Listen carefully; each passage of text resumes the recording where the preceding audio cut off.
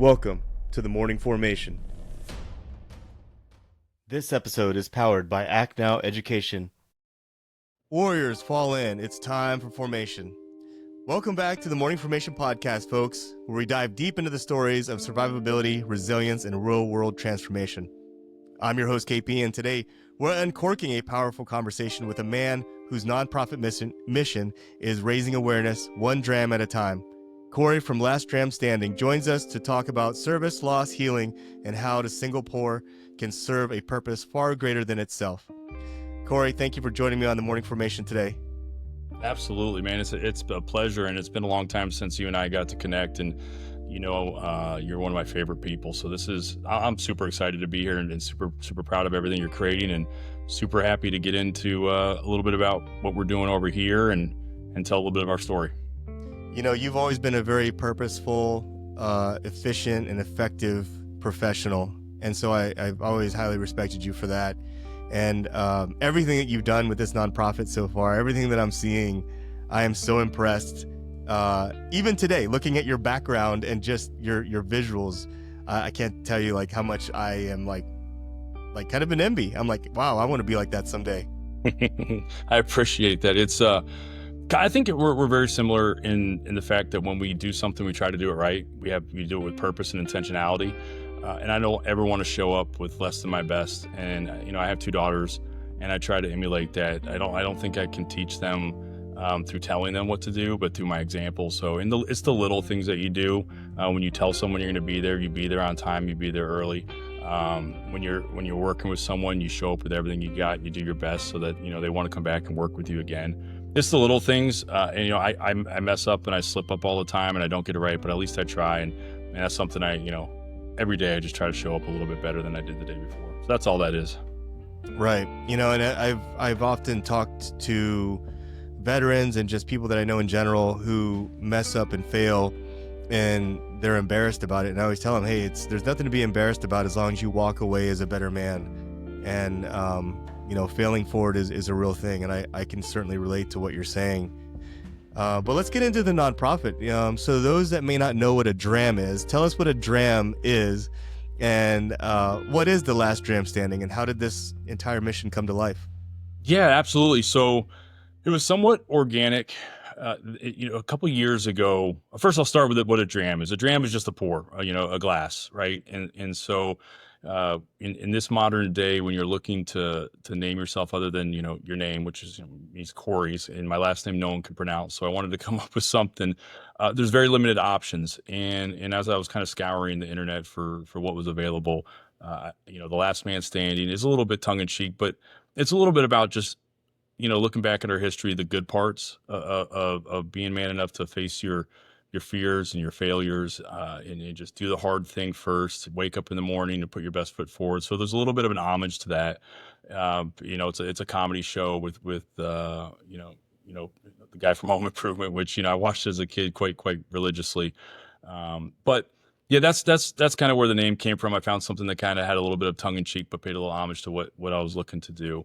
But the actual nonprofit came from the fact that I was looking for a little bit of community.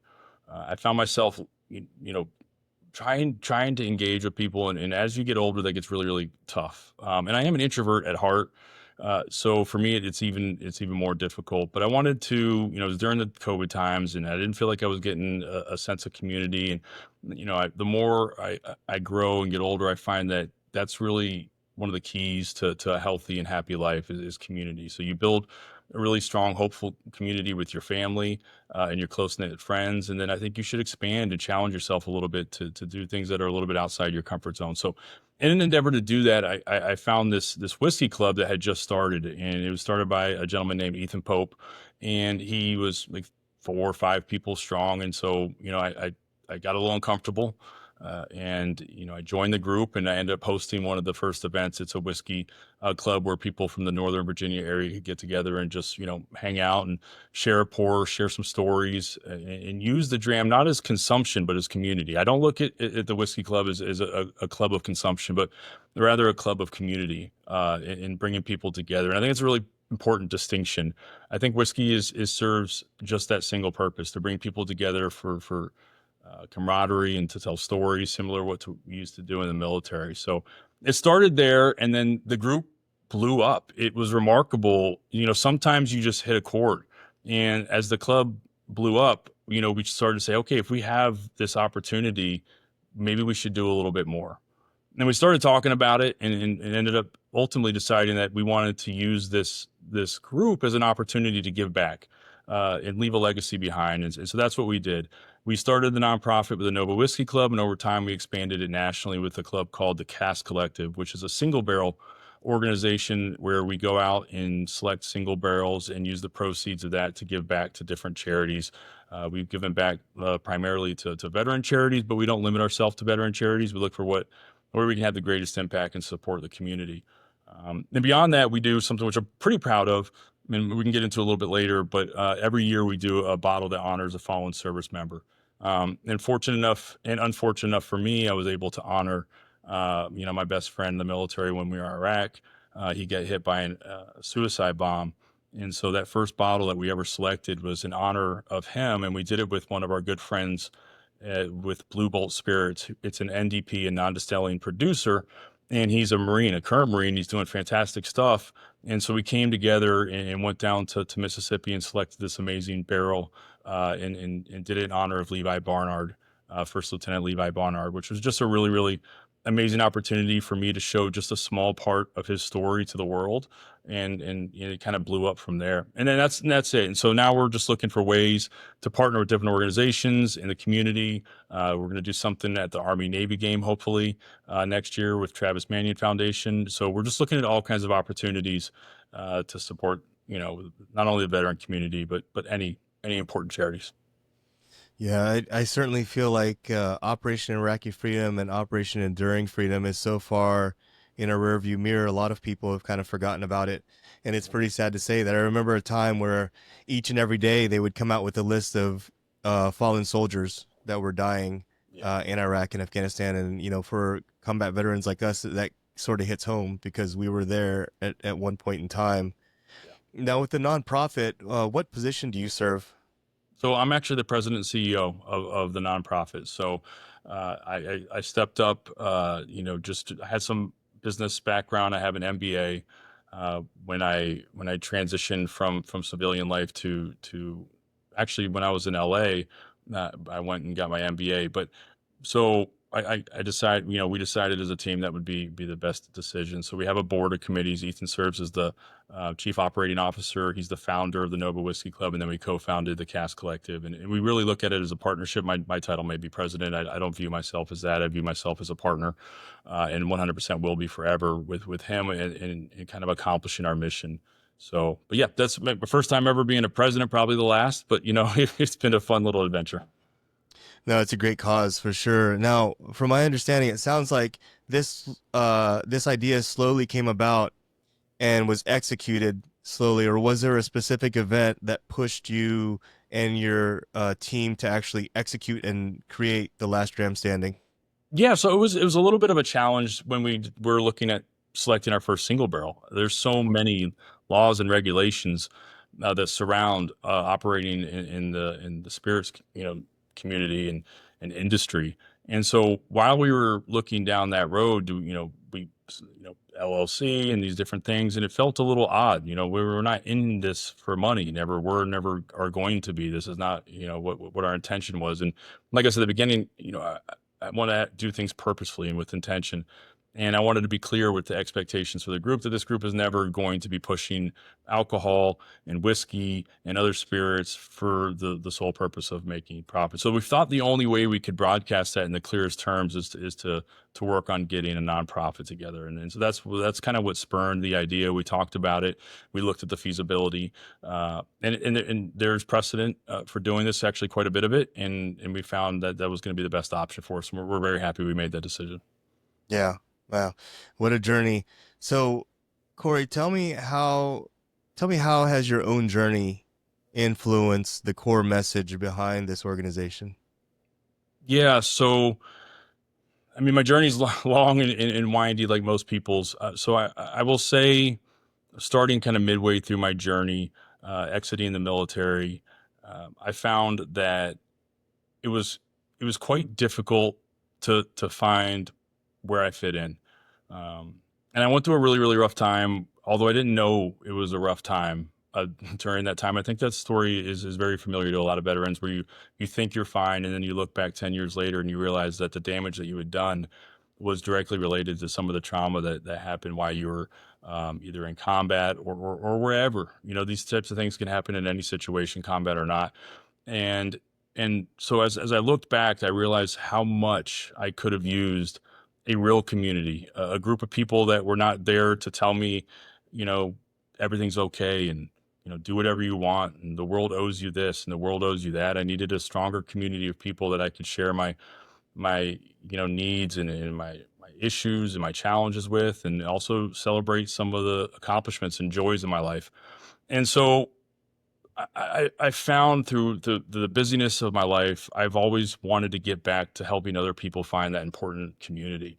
And that's really, really what drove us to kind of expand this group is kind of where I found myself lacking in life at a young age in the formative years.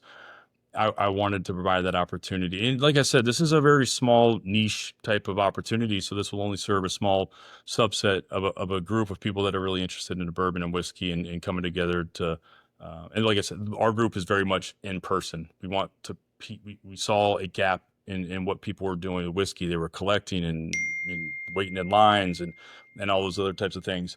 And so I wanted to bring people together for what we thought was the best part of whiskey. And so that's kind of what drove us to that, to serve a little bit of the community in a way to bring people together. And then, hopefully other people are doing the same thing, and finding ways to get veterans engaged and just, not even just veterans, just everyone to find a sense of community and purpose in life.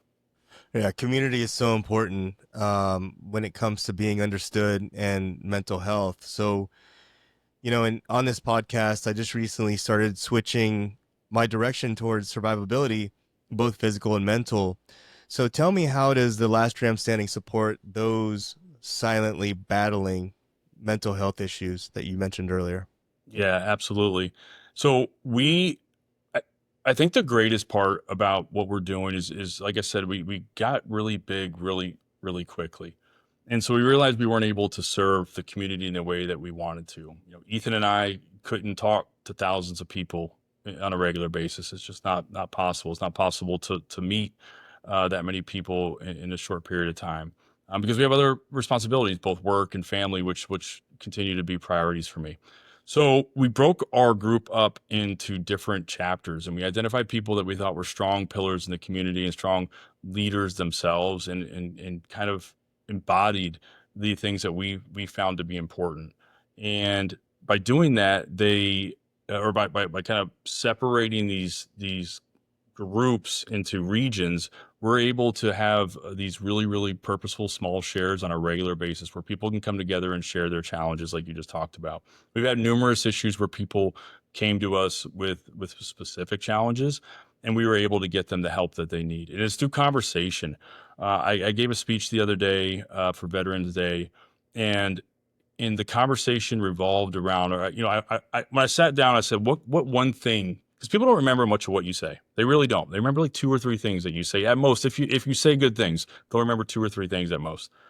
And so I sat down and I said, okay, I can talk about a lot of things, but what one thing do I want people to walk away from as I speak to these people? And that one thing was me is that that you need to ask for help, that there's people that are willing to help you. There's people that want to help you. And so that's kind of what I want this group to be. When someone feels like they're backed into a corner and they have no one to turn to, they don't have friends or family that's willing to listen to them, that they have this community that they can go to and share some of those challenges or issues or pain points. And if we help one person's life with this mission, then that makes me happy. And I feel like we've already done that, and I hopefully we continue to use this group to make people's lives a little bit better, to give them a safe space to have those important conversations, and just to have fun, just to share some whiskey and try new things. And but yeah, that's really how. And to me personally, I make myself available to anyone. I tell my story. That's the most important thing I think I can do is tell my story. Tell that I was broken, that I didn't know how have all the answers, and I still don't. And I hope that that vulnerability allows other people to feel safe talking about the challenges in their life. And that's kind of what we do. Yeah, I can tell you that when I got out of the military, I was in the same boat as you with that. When I got divorced, I remember my ex-wife, she said I'll never get involved with another military person ever again. And I was Yeah. like, at first I was like, screw you. And then I was like, that still to this day has stuck with me. Hmm. And that was my calling to take some accountability. And that was tough because I actually threw away like all my deserts, my dress blues, because Hmm. I just wanted to shed the skin.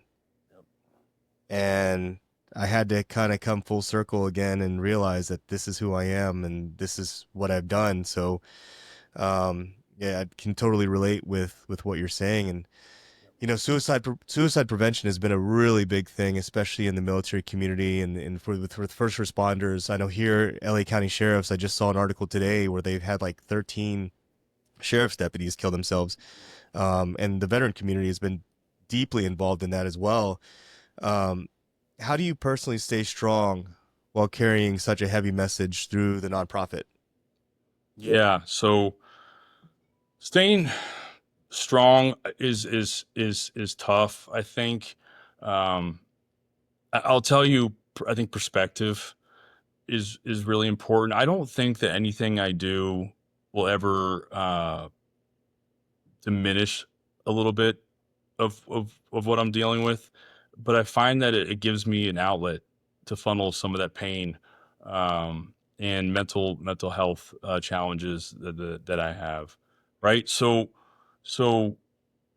I think that that's kind of really the key. It's not that I'm strong. It's that I find productive outlets to kind of leverage, or there's probably a better word, but expel some of that pent up pain, because that's what happened for those 10 years. Is I didn't acknowledge it. Like you, I didn't watch a military movie. I got rid of every single thing. People didn't know I was in the military. I was ashamed of that time. I had survivor's guilt, which I didn't know was a thing till now, or till a few years ago, that I was carrying survivor's guilt with me. Everything I did, I was an imposter. I shouldn't have been here. The self talk was awful, and we kind of walk through this life, and people think you're doing everything great. You're a go getter. You're an A personality. You work hard, but inside you're telling yourself you suck, and that's kind of really the painful thing that I don't think people see is everyone has their own burden that they're carrying, and so I've done a lot of work on self-talk and accepting that I'm not perfect, and accepting when I fail, and say that, okay, I failed, acknowledge it, have accountability, fix it. It's okay, right? No one's perfect. And no one is perfect, not even close to it.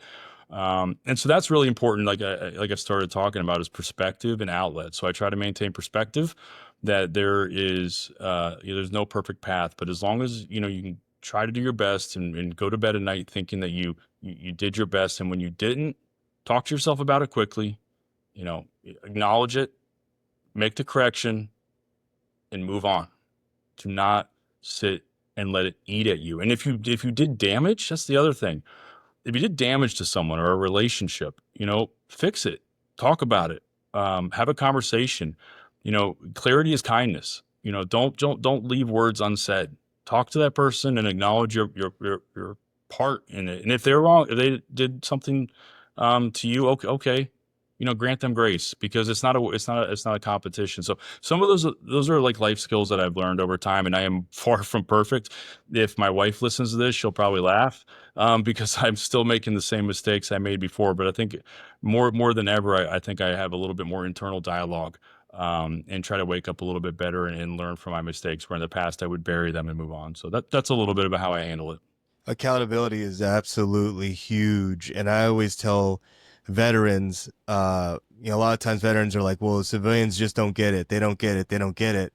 Well, I mean, how about you meet them in the middle? Understand that like most people didn't have to worry about rockets and mortars and IEDs when you were 24 years old. Not everyone has that experience. So let's meet them in the middle of the pasture and try Yep. to understand that their perspectives are not the same as ours. And I think that will help you digest and help your mental health a lot more a lot of times. And you mentioned positive outlet. I mean, for me, it was Brazilian Jiu Jitsu Oh yeah. back in Chicago. Like I literally, anytime I had a rough patch in my life, I would just submerge myself in that and just go to the gym almost every single day. What were some of the positive things that helped you through and get through those tough times? Yeah. So uh, when I was not acknowledging them, probably not good things, right? So I probably did things that, helped me mask the pain a little bit. But, I look back and I say that's what I needed. I don't think I was old enough. But old enough meaning not age, but I wasn't mature enough to deal with it, right? So my body, my brain found its own coping mechanisms. But once I acknowledged that I was in pain, I found hobbies and Yeah. found family and found different things that brought me joy. I try to look at things that brought me joy in life and pursue them with a passion. I got into woodworking and started building furniture around my house, which gave me a sense of satisfaction to learn and grow in a specific skill set. Stuff like that, craftsmanship always scared me. I'm not creative. I can't figure this out. So one day I said, screw it. I'm going to go build a workbench with just the tools that I have. And it sucked. But I spent months building it and, learn. But along that process through failures, this is a perfect example of failures. Woodworking is nothing but failure. I mean, you literally fail every step of the way and you figure out how to fix it and cover it up, but it's never a perfect fix. That's okay though, because the end product, when you learn and grow from these challenges, actually looks fantastic. And no one is the wiser when they look at these woodworking projects that there's mistakes riddled throughout, because you've kind of done your job. You've grown and you've figured out how to kind of repair that to the extent that you can. Like I said, there's still imperfections, but you're not broken in any real way because you've grown from it. So that's one of the things I did, and then just really dove into my family and enjoying my time with my daughters and my wife. And we went, me and my wife at one point, we've never done this before, to the extent that we did, said, we needed time for ourselves. Our kids are getting a little older. We can leave them with the grandparents. And so we took what money we had and so instead of buying things this year, let's go on a really remarkable trip. And we went for 10, I think it was almost 12 days to Thailand. And a little self-care, take care of yourself. There's a lot of guilt with parents about doing things like that. And I understand it. Every, time and money are really important. And you want to make sure that you're doing right by your kids. But for us, we thought we'd show up as better parents if we finally took a time out for ourselves. So that was another way, me and my wife found a way to connect and had some really, really powerful conversations about who we are and what we want out of this life. And acknowledge some of our challenges. This wasn't any type of like marriage trouble thing, but I think I've been married. I've been with my wife 20 years. It's time to go get to know each other a little bit after having kids for 10 years. So yep, that's a little bit what I do. I love how you weathered that storm because I feel like a lot of especially combat veterans go through that um, with their marriage. A lot of times is weathering that storm, getting through it, and then the veteran eventually taking some accountability, ideally. And I remember when you were doing the woodworking thing, you did a couple of pieces on Instagram with that, and then I didn't see anything else after that. Yep. Next thing I know, you're popping up on Instagram like doing all these videos for the Last Dram Standing, Yep. and I gotta say, man, you're very polished. I don't know if you've been in the background doing like Instagram video training or what, but Yeah, your videos are really nice, man. I'm really proud of you for that. for sure. Um, each and every the conversation that I have, I feel like I learn so much about myself and other people. Um, how do you think this journey with the Last Dram Standing has challenged you Mhm. to better understand other people and what stories have you heard about, adapting and overcoming in some of the most unexpected ways? Yeah, that's actually a really fantastic question, right? So, um, I I can say for certain that it was remarkably I'm an introvert, like I said, and I don't like new situations. I don't like the awkward first meets. And this group is nothing but awkward first meets, Oh right? yeah. So now that we're a little bit farther into developing this community, it's a little less so for me. But um, so so for me, first, it was a challenge, right? So I got to learn how to embrace that awkward tension at these kind of early engagements, and realize that there's a reason I'm doing this, right? So once you get past that awkward tension, you get to meet some remarkable people. And that was something I never like. I was like, I don't want to do it because it's awkward. Well, I had to like talk to myself again. Well, what happens if I can just embrace the suck and face that kind of fear of mine? And I've met some amazing people I would have met in my entire life, that tell me stories that I would never have had the opportunity to hear about and to learn about uh, their challenges. And me, it's really interesting. It's not a veteran group. There are so many veterans.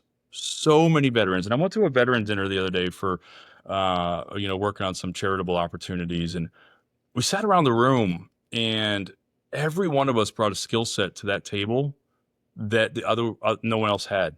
And we at the end of that, we're like, we just built this amazing team that can accomplish so much by stepping out of our comfort zone, having this dinner, and learning and listening about each other. I mean, one guy who's transitioning out of the military, and we had the conversation that he's such amazing things in the military. He has all the skill set, and he can't even do the bare minimum in the civilian world. He's not qualified to do the bare minimum in the civilian world. And he's like, "What do I do? What do I do?" And I said, "This is a challenge veterans face all the time, from your E4s to your colonels. I interview colonels that do not qualify for positions that I hire for, and that hurts.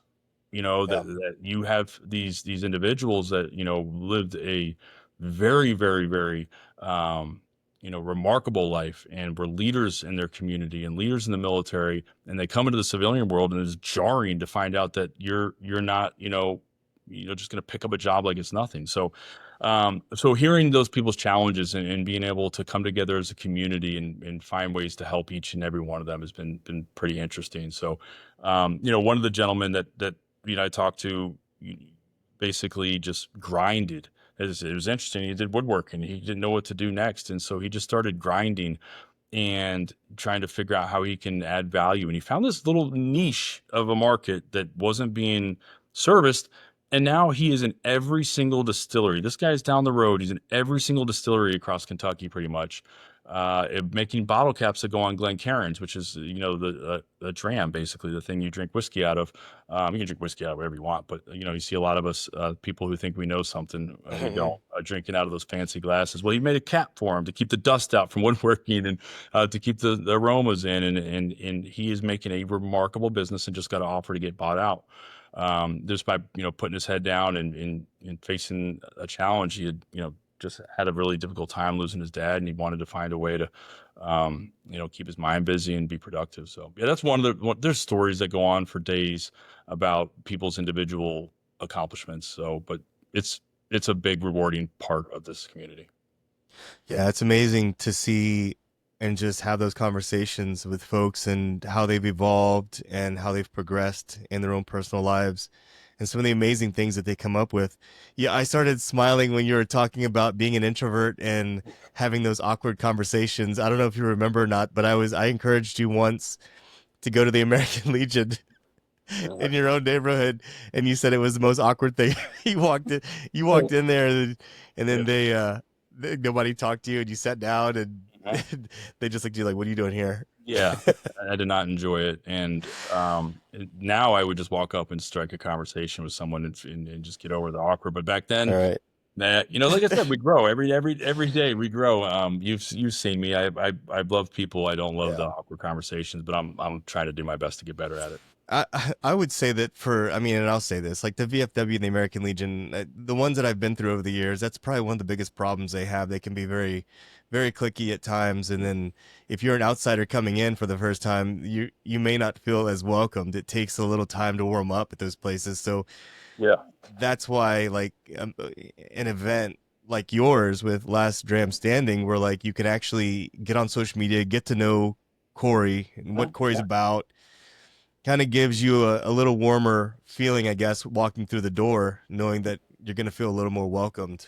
Yeah, yeah, absolutely. That was some of the purpose of, like I said, don't like Yeah, social media. I'm an introvert, but everyone was encouraging me, like, get out there, tell our story, tell your story, and be a little bit, fun with it, and hopefully that can make people put a face to the group. And then when they have to show up that first time to someone's house or event, they feel like they can go up to at least one person, and say, "Hey, I yeah. saw you," and strike a conversation. So a little bit of an opportunity there. Yeah, I think that's a great opportunity. So what have been some of the most creative ways you've used events or whiskey tastings or storytelling to connect with your audience and just raise the awareness overall?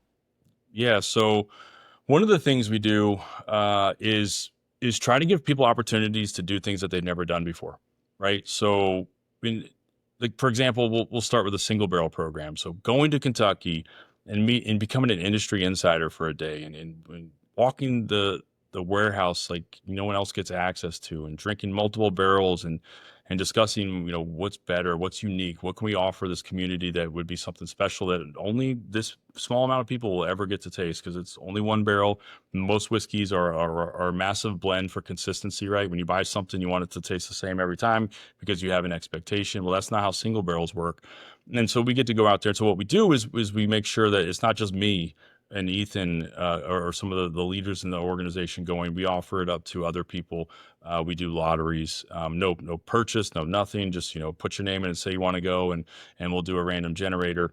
I think giving is one of the best things that you can do in life, and I think for people that aren't giving, um, the first time you give, just sit and reflect. You'll realize that you feel much better than when you receive. At least that's how I feel, and I find that a lot of people find a lot more satisfaction and joy after giving. So one of the things we like to do is give people opportunities to do a once in a lifetime experience, and go with us to Kentucky or Tennessee or wherever we may go to do that single barrel pick. And that's where deep connections are built, right? You're out. It gives me a very military vibe. You're out there for the weekend.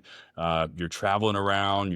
You're kind of exploring, and you spend the day, doing this experience where you're choosing.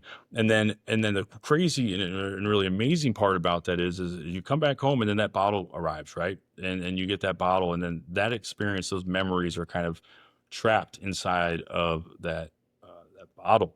And so you really get to kind of relive the nostalgia of that moment, that you got to experience. It sounds like a little bit over dramatic about just trying whiskey, but I'm telling you, it comes back. It's not about the consumption; it's about the community. It's about the experience. And at our age, even in your late 20s, 30s, and 40s, it's hard to get together with people. We live busy lives, and we're not really good at making new friends. It's honest. My kid can walk across the street and make a friend in 3 minutes. It's remarkable. We just don't do that. And so this is a pretty cool opportunity. So that's one of the ways. And then we do really, really try hard. We're young, to find ways to make it a little more inviting. So we're trying to do a golf charity tournament right now, to get to different distilleries to sponsor a hole. And so we put it on neutral ground. We give people the opportunity to go somewhere they're familiar with. They don't have to play golf, right? And when you do these types of charity events, it's closest to the pin, or we can be silly with it and make people comfortable, or you can just come and be a part of the event and the barbecue and stuff like that. So that's one of the things we're working on, and then we hear feedback from the community. Whatever the community wants to do, we listen. So that's some of the things that we do. Yeah. Have you guys came up with any type of annual event yet that you plan on doing? Because I saw on your social media a couple years ago you did the Bourbon Trail, but I don't think that was related to this, was it? So it depends. I did one on my own, where I went and selected a bottle of Blanton's for a restaurant, and then I did the Bourbon Trail with some friends one time, and then I've done it multiple times since then, obviously. So depending on which one, I've done it multiple times, but yeah. So repeat that question. Sorry, I got lost on that. What type of I guess the main part of that question was, well, what Maybe did you I didn't ask a ask? question. You're just chatting with me about the Kentucky Trail. Oh, is he talking about Kentucky Joe? Yeah, I'll erase this part right here. Let me write down the 34 minutes. I'll fix it. Yeah, so the Kentucky Bourbon Trail, I know that you were on the Kentucky Bourbon Trail before. I'm not sure if you did it with the nonprofit or you did it on your own, but for those out there that aren't aware of what it is, can you tell them what the Bourbon Trail is all about? Yeah, absolutely. So, and when the first time I went, I thought it was like a little path and you go to distilleries and you have a Right. good day, but it is absolutely not that. It is basically all of Kentucky. So the Bourbon Trail is just a way to talk about the numerous distilleries that are you know out there that in Kentucky, and it's pretty remarkable. You got Bardstown, you got Lynchburg, you got Louisville, you got so many different Lawrenceburg and so many different locations. And so what you do really, what most people generally do, is you go to Louisville, which is the kind of the core of the Kentucky Trail, and there's distilleries up and down, the main street there. And then you spend a day there. You'll spend a day in Bardstown, and you go to the different areas, and kind of experience the different distilleries, whether it's Buffalo Trace, Wild Turkey, whatever you're interested in. Bardstown, which is my absolute favorite distillery, and what they're doing, and kind of how they go about you know making whiskey. It's really just a remarkable thing that they're doing, and they put out good stuff at a good cost, which in the market that it is right now is a little unfortunate, some of the prices. But yeah, that's the Kentucky Trail. You do it however you want. There's no right way to do it, and there's plenty of things you can do. You can collect stamps and stuff. But I just, when I did it a few times, it's just go to as many distilleries as you can, spend time with friends and family, and have a good time. Yeah, that's what I was wanted to ask too. Was are you guys planning on coming up with any type of annual meeting or annual event that's going to happen on a regular Mhm. basis? Absolutely. So, I think fiscal year 26, I call it fiscal year because of military and government, but calendar year 26 or however we want to do it. We're probably looking at doing that for the first time. So we do 4 events a year. They're called our all chapter shares, where we rent a space and we do a really massive event. And that's kind of been our foray, our entry into doing some of these larger scale events. But we do want to do one big annual charity event. Whether that's something in Kentucky or whether that's something here. Most likely, we'll do one here, and then we have the Cast Collective. So maybe we do something a little bit bigger, where we invite people to do the trail with us. There's some opportunities there, but probably the first big event we're going to do is this golf event, and maybe that will become our annual event, like an annual fundraiser for whatever we decide to support. But that would be a really good opportunity to bring the industry into the fold, and also bring all of our members and kind of combine and have a really, really massive event that supports a good cause. You guys are also reaching out to civilians too. Like this isn't Mhm. just about military veterans. So this is kind of the bridge between Mhm. civilians and our Yeah, military, right? absolutely. And you'd be, at least I'm amazed at how much people really care about the veteran community that are not veterans. I think Right. everyone has a veteran in their life, or at least has met a veteran, or heard a story. And so when we do support, with these annual bottles that we do to support a fallen service member, the support is tremendous, and I think really people can really get behind that that cause, that ultimate sacrifice that some of our peers and have given, just so selfless, just to protect our country and to protect our people, and to protect what we hold so dear, our families and our freedoms. And so, yes, it's definitely a large cadre of civilians, and then there's a large cadre of veterans mixed in. Um, I've I've found that to be one of the most important parts Right. of this is letting veterans enter this community and then learn both from the veteran community. There can be echo chambers in the veteran community, which can be Mm-hmm. a little bit toxic, Mm-hmm. and so not all of them. I'm not saying anything poorly about the veteran community, but sometimes we get into our own heads and we just want to complain about the same thing I over and agree. over again. That does not no one any good. I So agree. talking to civilians that can give you options, give you Right. alternatives, give a different perspective for once, I think Right. is really, really helpful. Yeah. No, I agree 1,000%. That's why with this podcast, I was specifically doing military, military, military, military. Now I've opened it up to talking to civilians too. That's awesome. I mean, I've got a D1 athlete that I interviewed. I've got content creators that are very successful that I've interviewed. And, everybody has a story. And a lot of times I'm relating those to the stories that I bring to the table from the military. But they're civilians talking. Right. So it's that bridge. And that's what I love about your nonprofit and just everything that you're doing with this. Absolutely. Um, it's what's the one thing that I guess what kind of impact do you hope to leave behind through this movement? So I think I think it's simple. I think it's and I like to say that a lot of times, keep it simple, right? I think I want a safe space for people to come and chat and meet and tell their story, or escape in a really healthy way, right? It just, you get through the mundane of the day, and we forget that this is a life we're living, right? It's supposed to, I mean, I don't know what it's supposed to be, but I know that I don't want to just be on this hamster wheel, and sometimes life Right. can feel like that. So, if we can shake that up a little bit and, give someone a weekend to do something a little different and meet with a bunch of people and have a few drinks responsibly, and goof off a little bit, and that's really really important. So the legacy I want to leave behind is kind of twofold in that sense: is to give people in our community the opportunity to meet and build a sense of community that's going to, I think, be healthy. I know we're talking alcohol here, but there's a lot of science behind the fact that if you don't have a community, I think it's actually you live a much shorter life, right? And that's because there's purpose, and I don't know what it is about purpose that's innate with us that it makes us healthier and happier, but it does, at least from my opinion, and the science seems to back that up. And so giving people an opportunity to meet and find their why, find their purpose. I don't know if we'll do that for a lot of people, but hopefully for a few. And then, create an organization that is able to take that really awesome experience in our community and leverage that to help other people from a charitable aspect, right?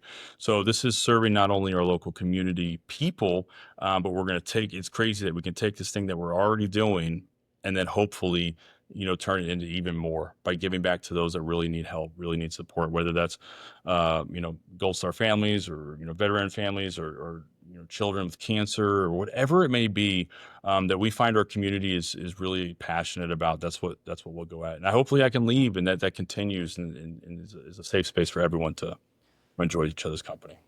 Yeah, just to play a role, is really important. Changing lives and saving lives. And I've been doing this podcast for almost 3 years now, Mhm. and I went through my stage of just being awful, terrible, and to where I'm at now, which I'm still trying to get there. But um, I love it when people say that they found someone else through my podcast. Like I like them being able to find resources, finding help, finding that voice, finding that community. And I know nonprofits. There's a local golf nonprofit here in Los Angeles, and there's a lot of veterans that find the community through there. So Mhm. I totally could understand like how someone could, find just spirits as a way to sit down and talk and find that community that you're talking about specifically. Now, over the horizon, you talked about some of the events. Mhm. Um, is there any partnerships or any type of expansions that you're aware of right now, or is that still in the works? Yes, there's a few I can't talk about, but there's one I want to give a shout out. Yeah, so there's a group that's a nonprofit that's just coming up. They're called Whiskey Valor, and he is Luis is an amazing guy, and he's really working hard to give back in a similar fashion. His isn't a club based like ours, but it is a nonprofit surrounding whiskey that's sole goal is to give back to the veteran community, and he's blowing up right now. So we're going to go have dinner with him in the near future. We already did one and just talk about the art of the possible. So we're really, really excited about partnering with them in the future to see, how we can come together to make a bigger impact. And that's one thing I don't think we can do this alone. I think team, I think you know this about me. At least I hope you do.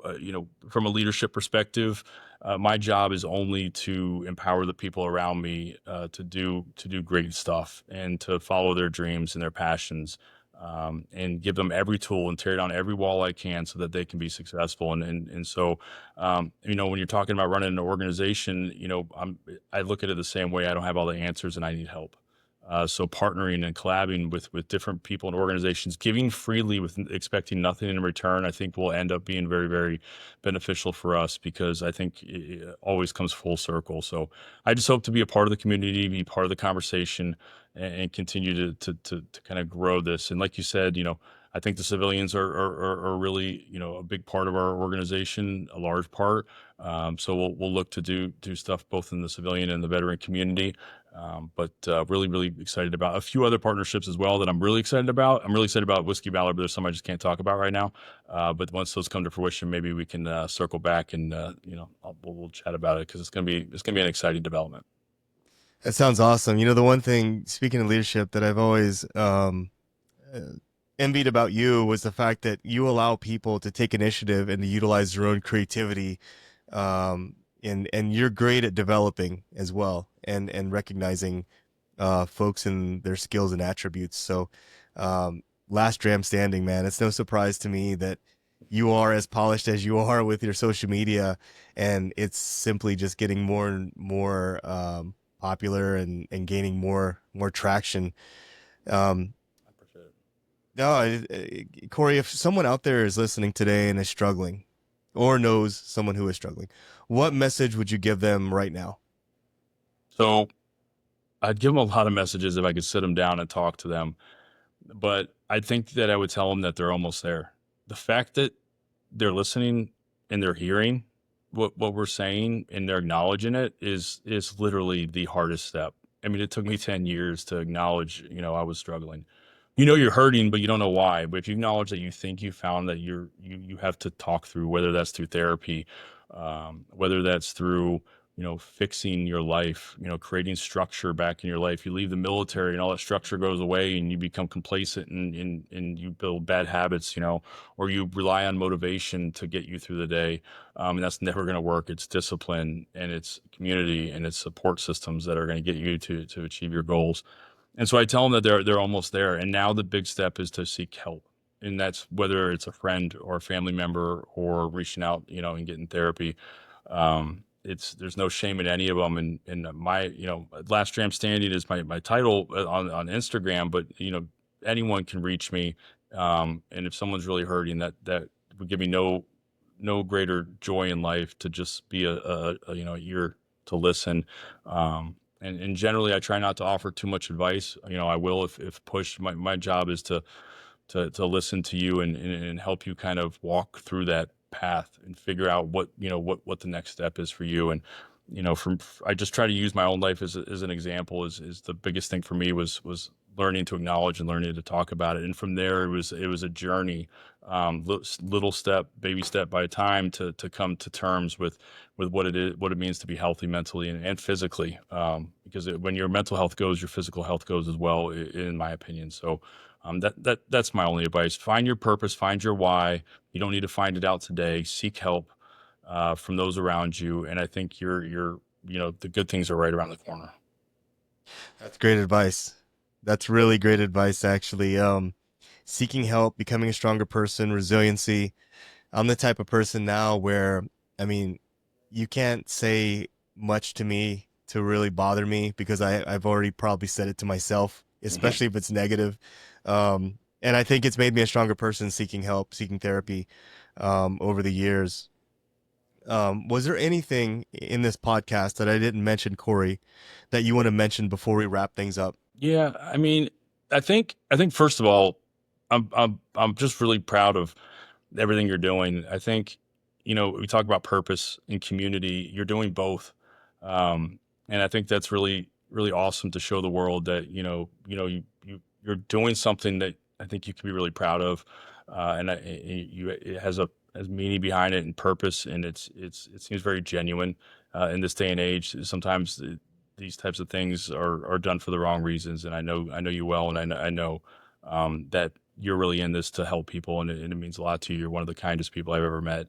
And you know, you've been in a lot of chaos with me, and you know, I always try to be, you know, calm in the storm, and I've seen that from you as well. And so I think as you know, we wrap up this podcast, I think that's all I want people to understand is that if you can find a way to find purpose and to find meaning, it doesn't have to be big. It doesn't have to be life altering and shattering, and it can be something that's been done a million times. But if it brings you joy and it brings you purpose, then I think everything else falls in line.